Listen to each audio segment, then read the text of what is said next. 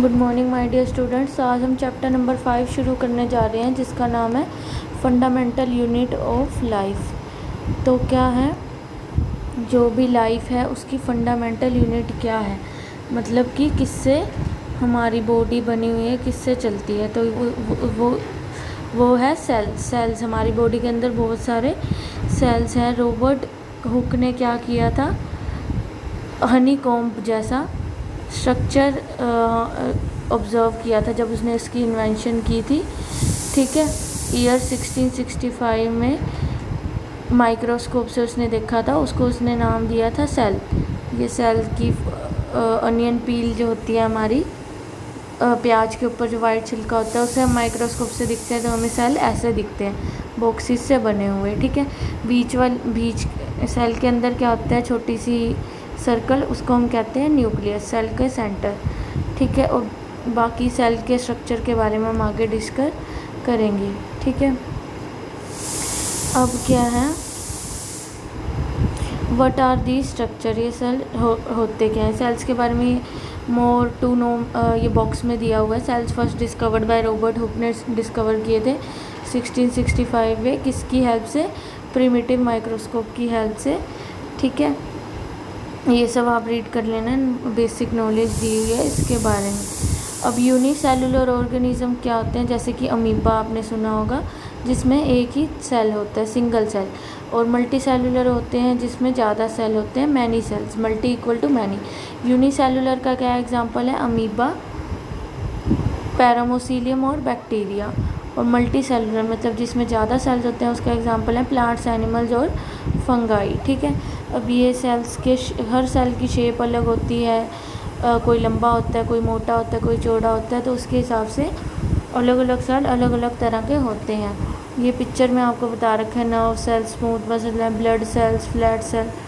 इससे आपको पता लग रहा होगा कि सारे सेल्स की डिफरेंट काइंड के होते हैं हमारी ह्यूमन बॉडी के अंदर। शेप और साइज़ जो होता है वो सबका अलग होता है और सब अलग अलग फंक्शन परफॉर्म करते हैं।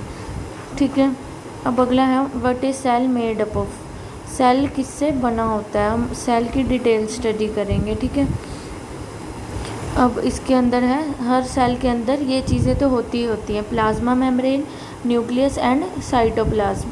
अब ये सब होता क्या, हम इसके बारे में पढ़ेंगे। सबसे पहले प्लाज्मा मेम्ब्रेन और सेल मेम्ब्रेन, जो 8th क्लास में भी आपने एनिमल प्लांट सेल में पढ़ा होगा। जो सेल की बाहर वाली कवरिंग होती है वो क्या होती है, सेल मेम्ब्रेन होती है।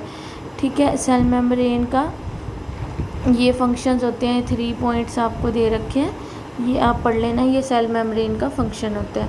इसके बाद ये एक्टिविटी हमें नहीं करनी है। इसके बाद आता है न्यूक्लियस।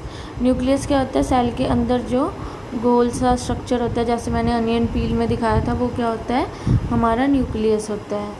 ठीक है, अब न्यूक्लियस के अंदर क्रोमोसोम्स होते हैं और क्रोमोसोम्स के पास हमारी डीएनए की इंफॉर्मेशन होती है। ठीक है,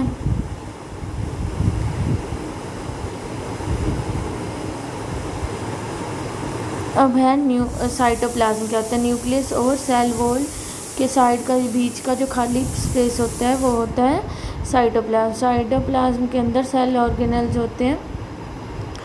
ठीक है, अब उसके बाद है, जैसे ये दिखाती हूँ मैं आपको, एनिमल सेल, ये आपको दिख रहा होगा, बाहर वाली लाइन क्या है, प्लाज्मा मेम्ब्रेन है, अंदर वाला क्या है, न्यूक्लियस है, और बीच वाला ये क्या है, सारा साइटोप्लाज्म है। साइटोप्लाज्म के अंदर बहुत सारी ये चीज़ें होती हैं, जैसे Golgi bodies, centriole, lysosomes, ribosome, mitochondria, ये सब साइटोप्लाज्म के अंदर होता है। सबसे पहले है सेल ऑर्गेनेल्स। ठीक है, सेल ऑर्गेनेल्स इसमें आपको दिख रहा होगा, और ये है प्लांट सेल्स। प्लांट सेल इसके अंदर भी आपको दिख रहा होगा, सेल वॉल हो गया, न्यूक्लियस हो गया, और बाकी साइटोप्लाज्म हो गया। साइटोप्लाज्म के अंदर ये गोल्गी बॉडी, लाइबोसोम, माइटोकॉन्ड्रिया, प्लास्टिड्स, वोक्यूल्स, ये सब साइटोप्लाज्म के अंदर होते हैं और इनके फंक्शंस इसमें ही बता रखे हैं। मैं कल आपको सारे फंक्शंस के नोट्स भेज दूँगी। ठीक है बेटा, कि किसका क्या फंक्शन होता है, आप डिटेल में पढ़ लेना। ये मैंने ओवरव्यू दे दिया आपको चैप्टर का, इस चैप्टर में क्या है।